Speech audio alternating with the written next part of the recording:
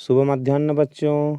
मैं अशोक कुमार देहरी, आपका हिंदी विषय आचार्य, आज की कड़ी में आप सबका स्वागत करता हूं। आज हम कक्षा 11वीं विषय हिंदी आरोह भाग 1 के अंतर्गत देखेंगे पाठ हे भूख मत मचल तथा हे मेरे जूही के फूल जैसे ईश्वर। यहाँ पर दो शीर्षक हैं। इसका अभिप्राय यह है कि यहाँ पर दो कविताएं हैं और दोनों कविताओं की प्रथम पंक्ति पर ही पाठ का शीर्षक रखा गया है। इस प्रकार से दो शीर्षक हो जाते हैं और इसके रचयिता हैं अक्क महादेवी जी। पाठ पर चर्चा शुरू करें इससे पहले मैं आपसे अनुरोध करना चाहूँगा, यदि अब तक आपने हमारे चैनल अशोक कुमार देहरी हिंदी क्लासेस को सब्सक्राइब नहीं किया है और आप इस चैनल में अभी तक नए हैं तो प्लीज़ सब्सक्राइब कीजिए, लाइक कीजिए, कमेंट कीजिए और अपने दोस्तों को शेयर भी कर दीजिए। तो आइए ज़्यादा देर न करते हुए पाठ पर चर्चा शुरू करते हैं। यहाँ पर जो अक्क महादेवी जी हैं उनके व्यक्तित्व के बारे में जान लेते हैं। चंद पंक्तियाँ हैं जो उनकी रचना वचन सौरभ से ली गई है। यहाँ पर लिखा है, शिला पर चली शिला हुई चूर, गिरी पर चली तो गिरी में पड़ी दरार। तो इससे जान सकते हैं कि महादेवी जी का जो व्यक्तित्व है कितना अत्युत्तम है। फिर भी आइए उनके जीवन परिचय को देखते हैं। अक्क महादेवी, इनका जन्म 12वीं सदी, कर्नाटक के उडुतरी गांव, जिला शिवमोगा। प्रमुख रचनाओं की अगर बात करें तो हिंदी में वचन सौरभ नाम से और अंग्रेजी में स्पीकिंग ऑफ शिवा के नाम से।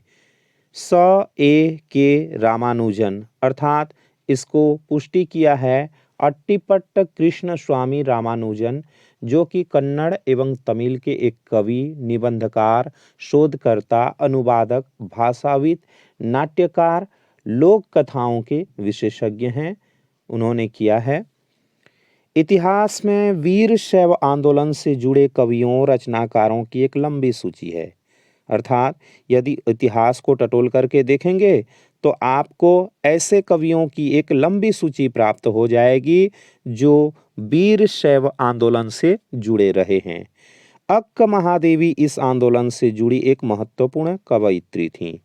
अर्थात इसी आंदोलन से जुड़ी और एक कवयित्री थी, वह है अक्क महादेवी जी। चन्न मल्लिकार्जुन देव अर्थात भगवान शिव। यहाँ पर मल्लिका पार्वती को कहा जाता है और अर्जुन शिव को। इस प्रकार से दोनों का मिला जुला रूप है मल्लिकार्जुन, जो कि यहाँ पर उन्हें चन्न मल्लिकार्जुन के नाम से जाना जाता है। वह इनके आराध्य थे। बसवन्ना और अल्लामा प्रभु इनके समकालीन कन्नड़ संत कवि थे। अर्थात जिस काल में महादेवी जी रही हैं उस काल के और दो कवि हैं, बसवन्ना और अल्लामा। ये उन्हीं के समकालीन कवि हैं। कन्नड़ भाषा में अक्क शब्द का अर्थ बहीन होता है। अक्क महादेवी अपूर्व सुंदरी थीं। एक बार वहां का स्थानीय राजा इनका अद्भुत अलौकिक सौंदर्य देखकर मुग्ध हो गया तथा इनसे विवाह हेतु इनके परिवार पर दबाव डाला। अक्क महादेवी ने विवाह के लिए राजा के सामने 3 शर्तें रखी। विवाह के बाद राजा ने उन शर्तों का पालन नहीं किया, इसलिए महादेवी ने उसी क्षण वस्त्र आभूषण तथा राज परिवार को छोड़ दिया। पर यह त्याग स्त्री केवल शरीर नहीं है, अर्थात इसके गहरे बोध के साथ महावीर आदि महापुरुषों के समक्ष खड़े होने का प्रयास था।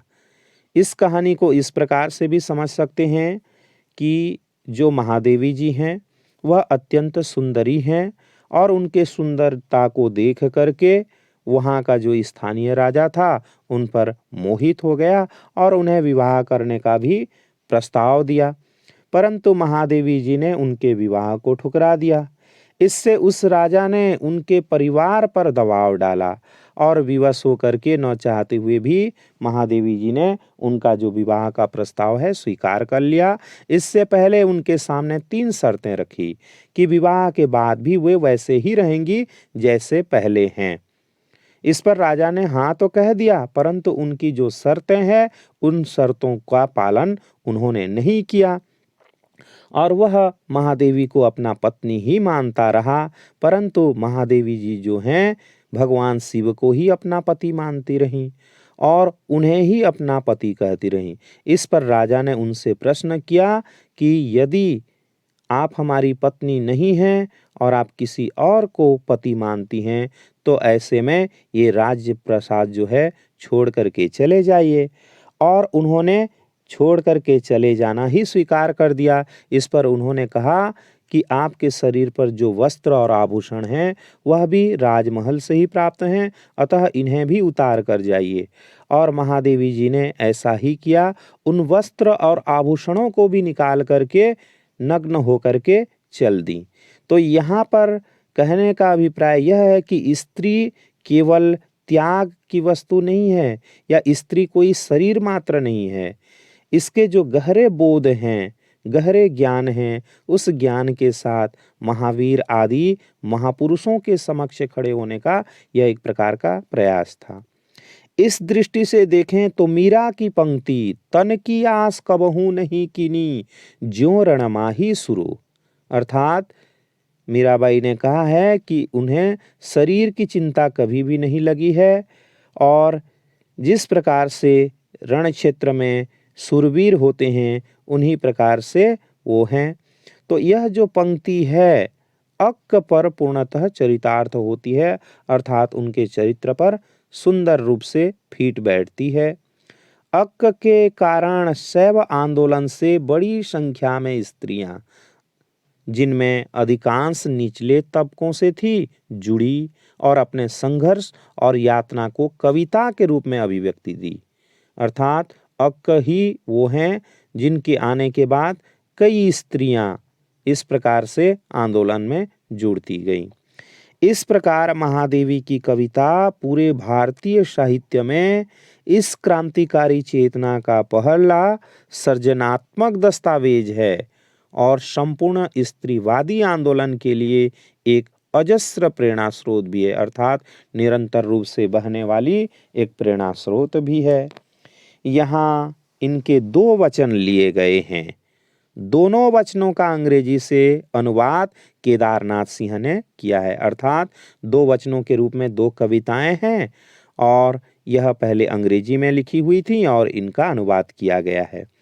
प्रथम कविता या वचन में इंद्रियों पर नियंत्रण का संदेश दिया गया है, अर्थात किस प्रकार से अपने इंद्रियों को नियंत्रित किया जा सकता है उस पर उन्होंने संदेश दिया है। यह उपदेशात्मक न होकर प्रेम भरा मनुहार है, परंतु इस कविता में जो लेखन की शैली है उपदेशात्मक शैली न होकर के उनके प्रेम के माध्यम से एक प्रकार से आग्रह है, अनुरोध है। दूसरा वचन एक भक्त का ईश्वर के प्रति पूर्ण समर्पण है। दूसरे कविता में जो वचन दिया गया है वह भक्त का ईश्वर के प्रति समर्पण को प्रदान करता है। चन्न मल्लिकार्जुन की अनन्य भक्त अक्क महादेवी उनकी अनुकंपा के लिए हर भौतिक वस्तु से अपनी झोली खाली रखना चाहती है। वे ऐसी निष्प्रिय स्थिति की कामना करती हैं जिससे उनका स्व या अहंकार पूरी तरह से नष्ट हो जाए। तो अक्क जी के बारे में हमने देख लिया। आइए कविता की चंद पंक्तियां भी देख लेते हैं। हे भूख मत मचल, प्यास तड़प मत, हे नींद मत सता, क्रोध मचा मत उथल पुथल, हे मोह पास अपने ढील, लोभ मत ललचा, हे मद मद कर मदहोश, ईर्ष्या जला मत, ओ चराचर मत चुक अवसर, आई हूँ संदेश लेकर चन्न मल्लिकार्जुन का। अगला है, हे मेरे जूही के फूल जैसे ईश्वर, मंगवाओ मुझसे भीख और कुछ ऐसा करो कि भूल जाऊं अपना घर पूरी तरह, झोली फैलाऊं और न मिले भीख, कोई हाथ बढ़ाए कुछ देने को तो वह गिर जाए नीचे, और यदि मैं झुकूं उसे उठाने तो कोई कुत्ता आ जाए और उसे झपट कर छीन ले मुझसे। इस प्रकार से उनके दो वचन हैं। तो आइए इनका जो भावार्थ भी है वह भावार्थ भी देख लेते हैं। यहाँ पर कुछ शब्दार्थ हैं, जैसे मचल का अर्थ होता है पाने की जीत करना, आतुर होना। मोह का अर्थ है लगाव, पास, बंधन या जकड़। मद अर्थात नशा, मदहोश, नशे में पागल होना। ईर्ष्या, जलन। चराचर, जड़ और चेतन संसार या संसार के सभी प्राणी। चन्न मल्लिकार्जुन शिव। संदर्भ: प्रस्तुत पद्यांश हमारे पाठ्य पुस्तक आरोह भाग 1 में संकलित हे भूख मत मचल हे मेरे जूही के फूल जैसे ईश्वर से लिया गया है। इसके रचयिता कर्नाटक की प्रसिद्ध कवयित्री अक्क महादेवी जी हैं। प्रसंग इस प्रकार होगा। अक्क महादेवी शिव की अनन्य भक्त थी। इस वचन में वह सांसारिकता का संपूर्ण त्याग कर देना चाहती हैं। इसके साथ ही वह इंद्रियों को नियंत्रित करने का भी संदेश देती हैं। आइए व्याख्या भी देख लेते हैं। यहाँ पर हे भूख मत मचल, प्यास तड़प मत, हे नींद मत सता। अर्थात इस वचन में कवयित्री जी कहती हैं कि हे भूख, भूख से अभिप्राय सांसारिक वस्तुओं की चाहत से है। तो वो कहती हैं कि हे सांसारिक वस्तुओं की चाह, तू कुछ पाने के लिए मत तड़प। प्यास सांसारिक प्यास से है, संसार के प्रति जो प्यास है उस प्यास से है। हे सांसारिक प्यास, तू मन में और पाने की तृष्णा मत जगा। नींद, हे नींद, तू सोने के लिए मजबूर न कर। क्रोध, मचा मत उथल पुथल। अर्थात हे क्रोध, तू मन में उथल पुथल और हलचल न मचा। हे मोह, पास अपने ढील। अर्थात हे मोह, तू अपनी जकड़ ढीली कर। लोभ मत ललचा। हे लोभ, तू और अधिक न ललचा।